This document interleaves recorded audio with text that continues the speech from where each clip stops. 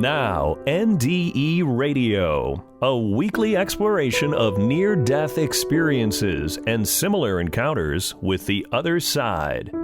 Now, here's your host, Lee Witting. Welcome to NDE Radio with Lee Witting. Whether you're listening on TalkZone, by podcast, through the archives of our ad-free shows on our YouTube channel, or by connecting through our Facebook page. Some 10 years ago on this show, I spoke about how the growing number of lies on social media was distorting reality and dividing the country at an accelerating rate. It gave me a chance to expand on a notion first raised by the late Messianic Jewish rabbi Zola Levitt, that the www, signifying the Internet's World Wide Web, translated in Hebrew to the number 666. Since that time, the algorithms influencing such social media giants as Facebook, X, and the like entice users with lies matching the user's preferences. That way, users attracted to articles favoring fascism, say, or racism, will soon get referred to materials expressing the same points of view. But now the technology for divide and conquer by lies has taken an enormous leap with the introduction of artificial intelligence. Now, instead of parallel articles leading social media users up the lie mountain of their choice, it's foreseen that AI will take them to the peak and then over the cliff. In a New Yorker article from December 23, 2024, titled, "How Much Does Our Language Shape Our Thinking?" author Manveer Singh writes, "Everyone can agree that language affects thought. The real question is whether a language itself has features that affect how its speakers think. Does conversing in Spanish for a month make objects seem more gendered? Does speaking English rather than Hindi make you less casteist and maybe more capitalist?" Early AI was built on language models that, by millions of comparisons, made the most sense in building a sentence.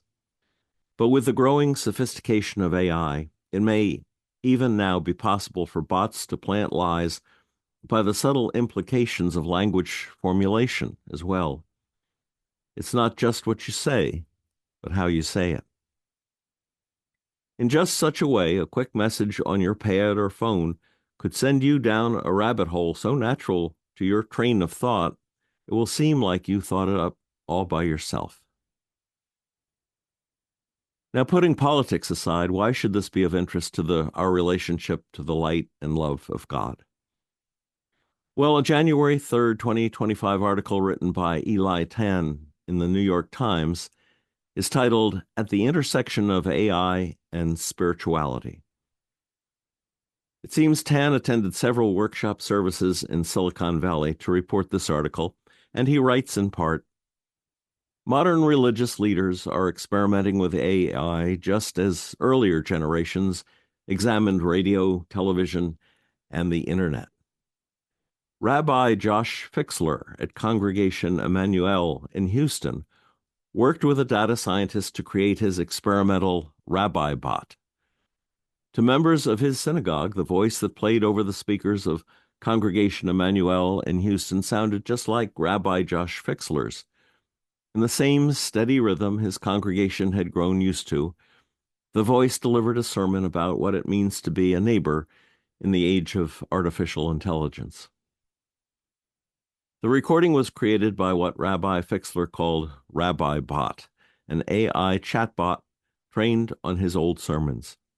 The chatbot, created with the help of a data scientist, wrote the sermon, even delivering it in an AI version of his voice.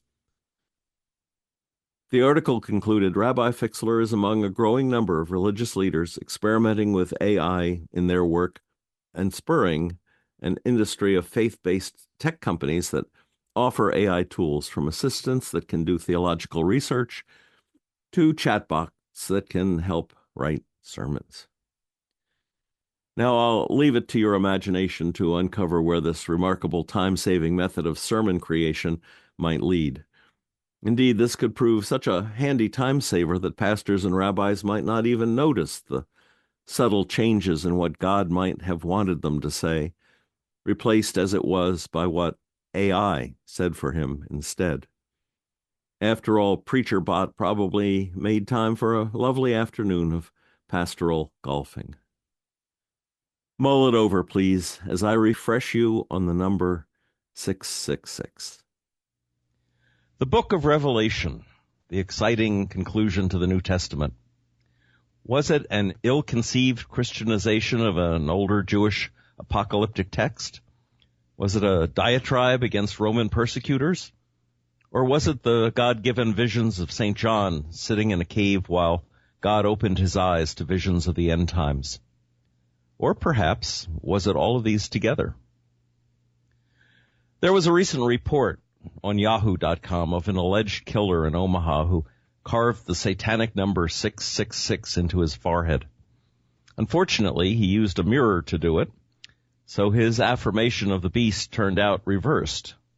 Instead of 666, he managed to carve DDD on his forehead, which could be pronounced duh for more reasons than one. For all the alarm fans of the Bible's Book of Revelation raise about a mark of the beast in our future, I thought I'd give you my theory and why I think 666 may have already established itself so thoroughly in our lives that a chip in our hand will only be a refinement to a fait accompli. For the few out there who don't know about it, let me say there is a chapter 13 in the Bible's prophetic last book, the Book of Revelation, that has been the source of speculation for nearly 2,000 years. It tells of two beasts. The first is the beast out of the sea with several horns and heads and looking like a leopard with the feet of a bear and the mouth of a lion. These characteristics are usually considered symbols of what the beast represents. This beast is supposedly a person called the Antichrist, who comes to do the work of Satan in the world. We learn this in chapter 13, verse 2, where we are told that Satan, here described as the dragon, gives the beast his power and his throne and his great authority. Now, in this discussion, we have to differentiate between the two beasts being talked about in chapter 13 in order to put an apparently common misunderstanding to rest. It seems to me, at least, that the number 666 does not refer to the Antichrist beast described in the beginning of chapter 13. I think it refers to beast number 2, the beast out of the earth. And here it might be useful to pick up your Bible and read Revelation chapter 13. And beginning with verse 11, where we're introduced to the beast out of the earth, which is the thing that empowers the Antichrist, let me read you some of that.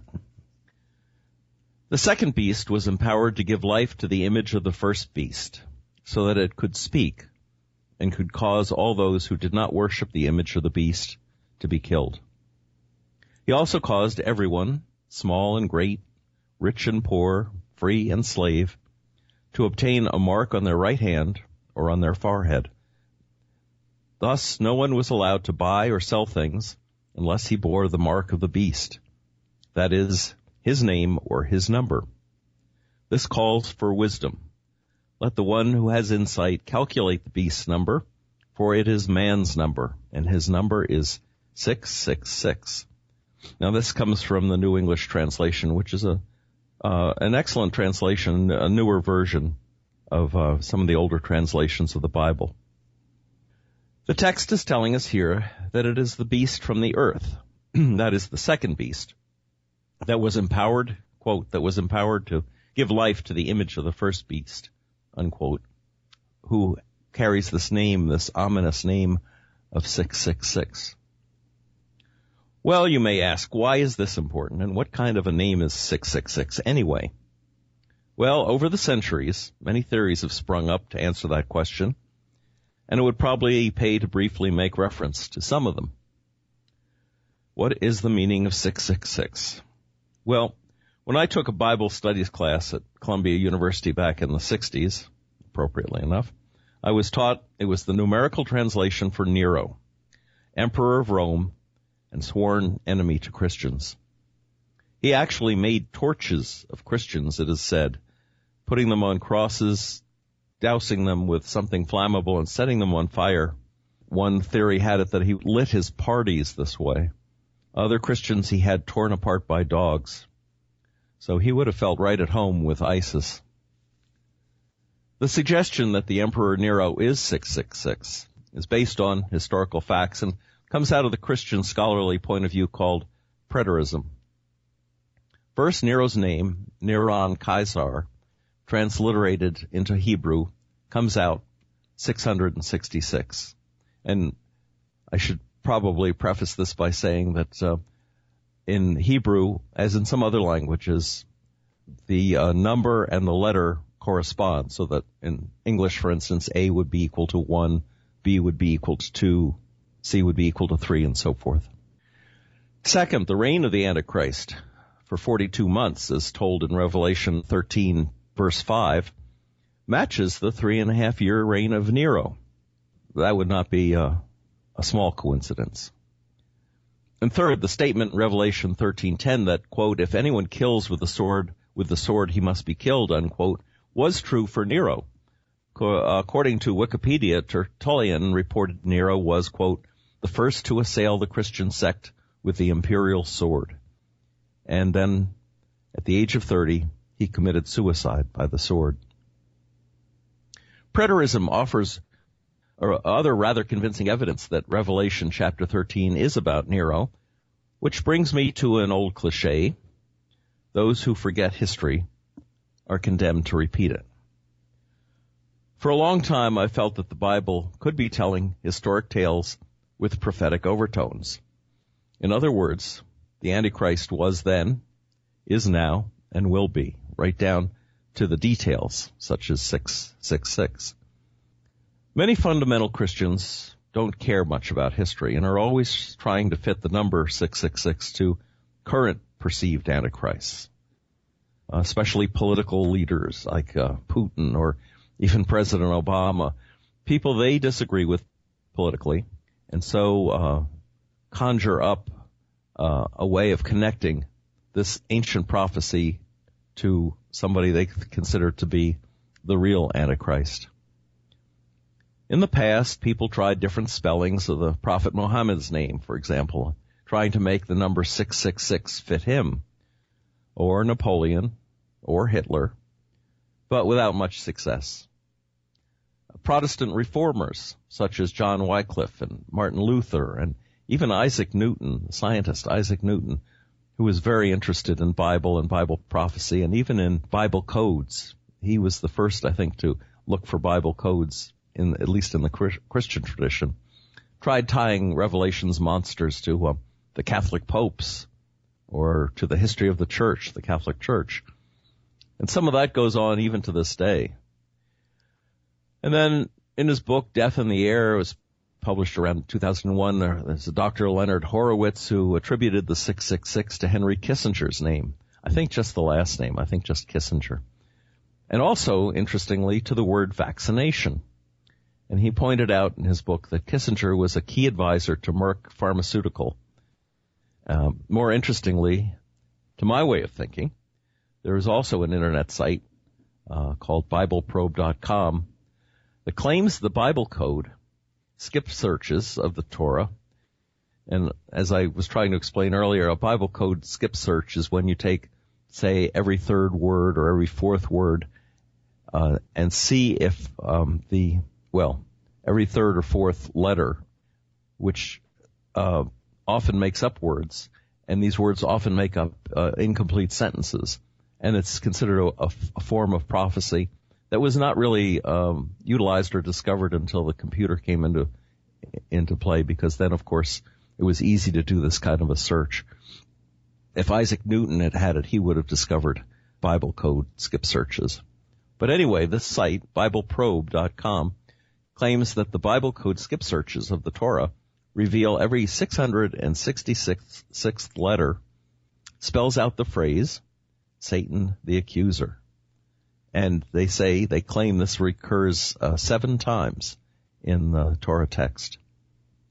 But even if you could make the letters of certain names fit the numbers, none of it matters if all these suppositions do not fit the meaning of what the passage says, namely that 666 is not the name of the Antichrist, but the servant of the Antichrist, the thing which empowers him.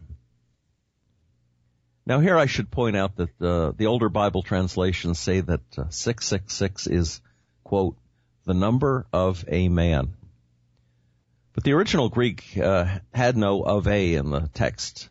It was more like number man or man's number. So the later translations make another point. It's not the number of a man, but man's number. Mankind's number. Mankind's number, numerologically speaking, is 6 because we were created on the sixth day, according to Genesis. And 6 also happens to be the number of incompleteness. In numerology, to repeat something 3 times is to make it manifest. Thus, incomplete mankind made manifest is 666. Wikipedia offers another branch of belief about the beasts of Revelation 13, which they call idealism. And here, let me quote that source from Wikipedia. The idealist interpretation of the beast from the earth is that it represents religious, cultural, and economic powers within society which work to compel people to give their allegiance to the state or governmental powers. And this was first expressed in the imperial cult of Rome, but finds expression at all times of history. And then skipping down a bit, the idealist interpretation in which the beast finds expression is the socio-cultural, economic, and political arena of all human activities since the existence of man, and best describes the scriptural perspective of the beast. This brings to light the scriptural fact that the governments of the nations are puppets in the hands of this beast, consistent with the truth that the whole world system is under the dragon, the god of this world, unquote. So says Wikipedia. Now, I wish I could claim credit for discovering what I believe is this generation's meaning of 666. But in fact, I first heard it many years ago from a Messianic Jewish broadcaster, the late great Zola Levitt. Zola Levitt was on cable TV. He was on, probably on the internet, although back then I didn't listen to him there. He would go off to Israel and broadcast from ancient digs. He was very interested in the archaeology of Israel. He was very interested in the roots of Judaism in the understanding of Christianity. And he was a very, very smart man.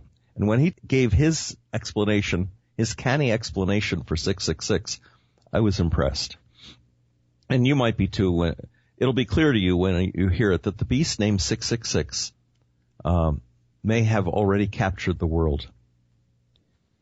Now, his supposition begins with the fact about the Hebrew alphabet, that each letter also has a number value, as I was saying earlier, such that the first letter is also the number 1, the second letter is also the number 2, and so on. But when you come to the 6th letter, Vav, you find something very interesting about Hebrew, because Hebrew has no letter W. So Vav, the 6th letter, substitutes for W as well. And that means, in Hebrew, 666 means WWW, the World Wide Web, which, of course, is the Internet. Now, if you look on the Internet itself, and you look this stuff up in Wikipedia and other sources, if you Google it, you'll find stories about giant computers in Belgium or Texas that were called the Beast. The idea of an all-invasive supercomputer. And it was became part of a movie called The Rapture. In fact, The Rapture probably inspired those false stories that actually made it into the news. Today, there's a hit television show called Person of Interest with competing supercomputers, one good and one evil, both designed to monitor and to some extent control the behavior of mankind. But that's not what we're talking about here. It's not a machine. It's not the computer itself. It's the Internet itself. And more each day, the Internet is the manifestation of mankind. First, let me say the Internet has made itself incredibly valuable as a source for information and communication of all sorts. Well, this very program, NDE Radio, would probably not exist if it weren't for the Internet. We are so thoroughly caught up in, as well as caught up by, this 666 web that we hardly know from day to day how impactful it is on us and on our society. So for a moment, let me reflect on some of the ways the web serves the dark side of things. Its biggest commercial use, to begin with, was pornography. To that was added violent, erotic, and addictive games, gambling, false advertising, so on. And then there are the lies the Internet provokes. Lying is so easy on the Internet. In social networking like Facebook, in propaganda, both political and religious propaganda, in buying and selling things, Craigslist and eBay, and religious and political sites employ lies and try to fool the people all the time. Even on Wikipedia, where opinions can run roughshod over more responsibly vetted sources. Back in the old days, when you turned to the Encyclopedia Britannica, for instance, there were lists of footnotes, lists of authorities cited, and you could trust those for the most part. There may be footnotes in Wikipedia, but you don't always know what they mean. Lying is the child of Satan, they say. They say Satan is the father of lies. And lying is perhaps the most corrosive thing in a world that is yearning for the truth.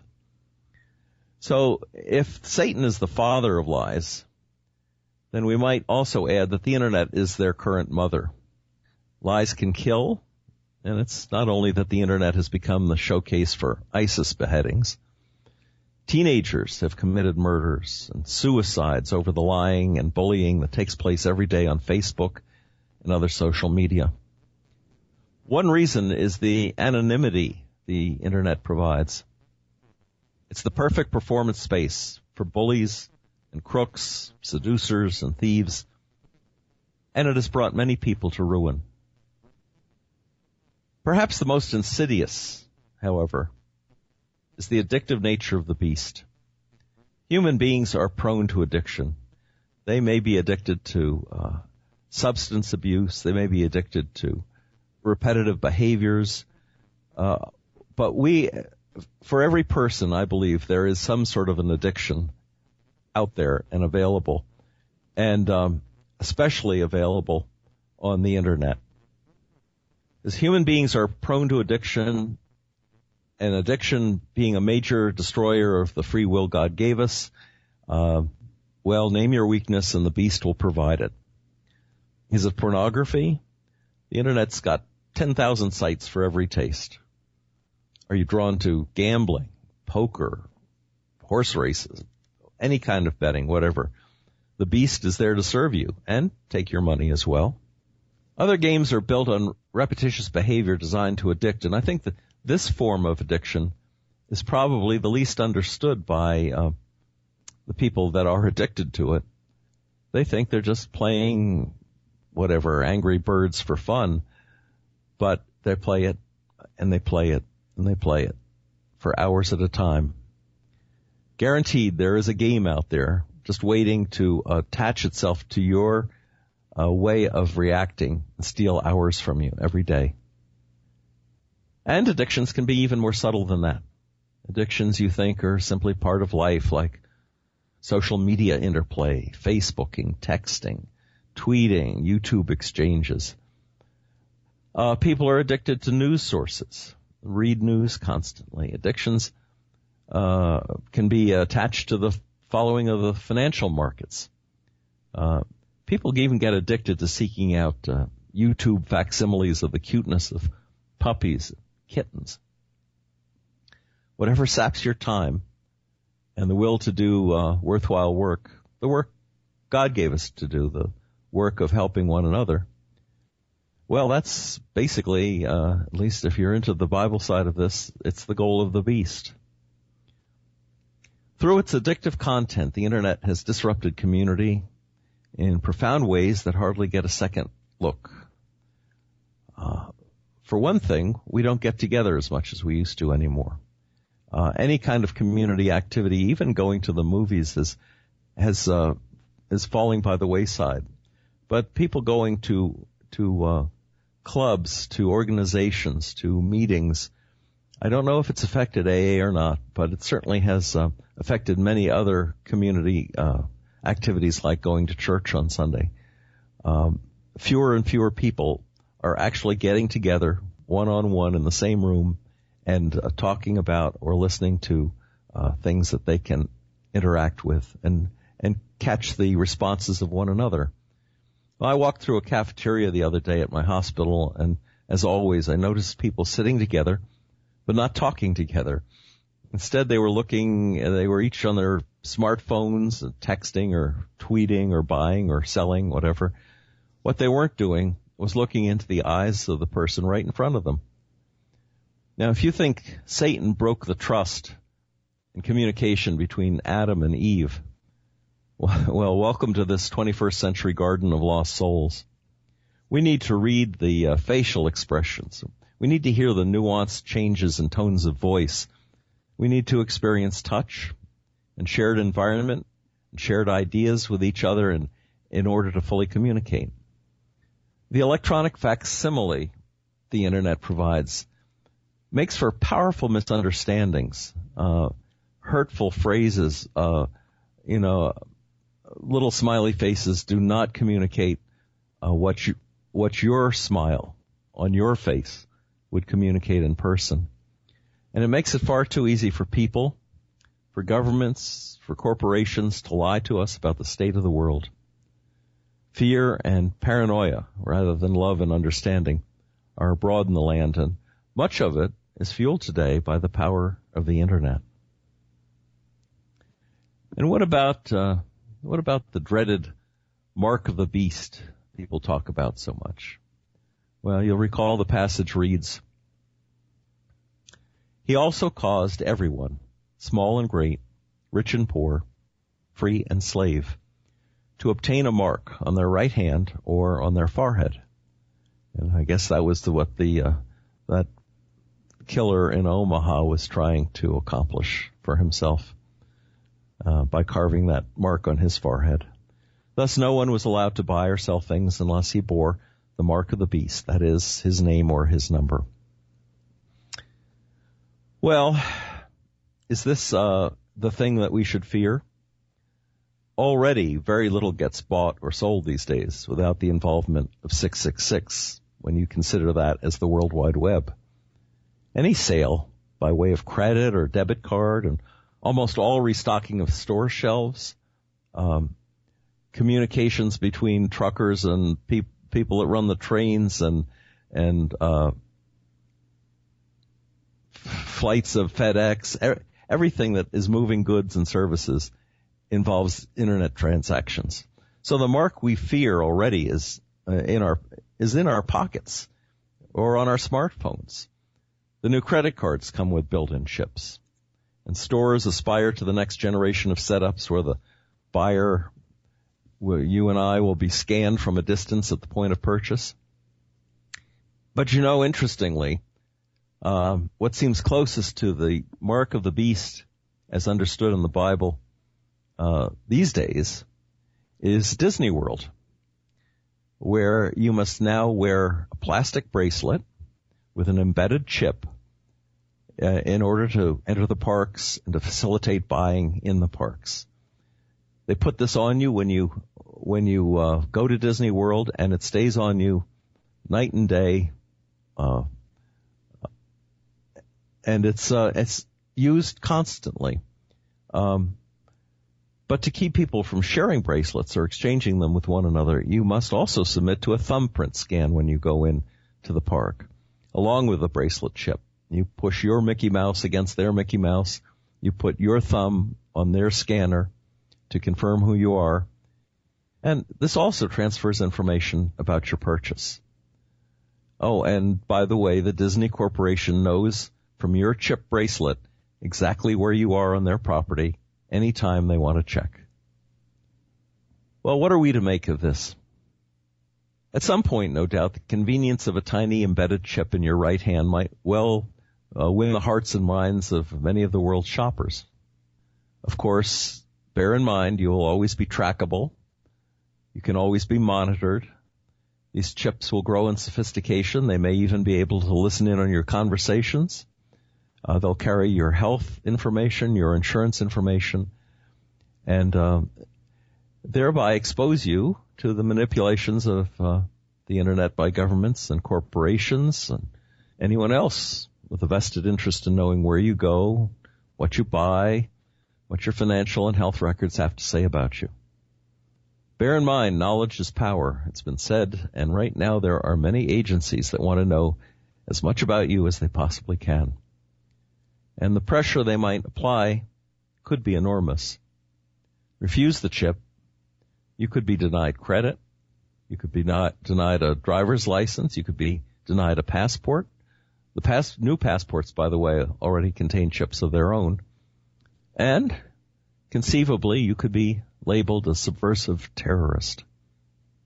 But why refuse it, you ask? After all, with smartphones and credit cards, the Internet already knows where we go and what we do, so why would a convenient chip implant be of any harm? They'd be useful in catching criminals, locating missing persons, identifying soldiers killed in battle. Wouldn't all these benefits outweigh the loss of privacy we've already pretty much given up on? Well, in ancient days, the days of Rome, slaves were marked with a tattoo on their hand or forehead to signify their existence as someone else's property. The Bible tells us we cannot serve two masters, and such a mark signals we are, in fact, stolen property, stolen from God and stolen from ourselves. God, by the way, has taken a lot of heat in recent years for giving us too much freedom. Many of us apparently want to be owned by someone who will provide us with comfortable accommodations and predictable workloads. Sadly, most people would opt for that any day of the week rather than freedom from the financial and political hierarchy who seem to dearly want to control our thinking, our behavior, and our productivity. But this is how the 666 prophecy tells us the Internet beast will serve the first beast, the beast that comes out of the sea, the Antichrist. We can't say we haven't been warned. Ironically, though, it's the Internet that provides the only free speech platform for the little guy to speak out against the Antichrist forces in the world that seek to enslave us. It's more than likely that in a world where the top 1% controls the major news sources, in a world where the courts rule that only money is free speech, that the Internet may get reined in more and more as an outlet for alternative opinion. Finally, I'd be remiss not to point out how dependent we have made ourselves on the Internet's conveniences. They say human knowledge doubles every 18 months or so, but much of that gain is mainly Internet-related. One well-aimed solar flare, an enemy's nuclear electromagnetic attack, and it would be far worse than the ancient world's burning of the Library of Alexandria. Art and literature, scientific research, and much of the collective aspirations of this generation, all deleted, all fried. If that should come to pass, won't we think to ourselves as we huddle against the cold in some cave somewhere that we might have done better without so much reliance on the beast? Our observations from 10 years ago end there, but it seems to me the technology of 666 has progressed pretty much the way it seemed to be going back in 2015, with lies more fully enabled than ever. Just last week, for example, the Meta Corp, owners of Facebook, announced the social networking giant will stop using third-party fact-checkers and instead rely on users to add notes or corrections to posts. Now the lies can accelerate even faster than the technology. Let me end with a quote from the NDE mystic Teresa of Avila, just to point out what's being lost when the truth slips away. Teresa said, "Joy is the most infallible sign of the presence of God." The priest, Henry Nouwen, feels the same way. He says, Joy is the experience of knowing that you are unconditionally loved and that nothing can take that love away. What blooms in your heart when you let that truth shine within you, that's joy, no one says. For me, at least, it matters that these words come from humans aware of the light and not from an AI simulation. Well, thanks to all of you for listening. If you'd like to hear this show again or any of our more than 500 archived, ad-free NDE interviews, go to TalkZone's NDE Radio site and hit the Past Shows button, or go to our YouTube channel, NDE Radio with Lee Witting, where you can subscribe to and comment on the complete NDE Radio library. And listen next Monday, 11 a.m. Eastern at TalkZone, for more NDE Radio. This is Lee Witting saying, once again, thanks for listening.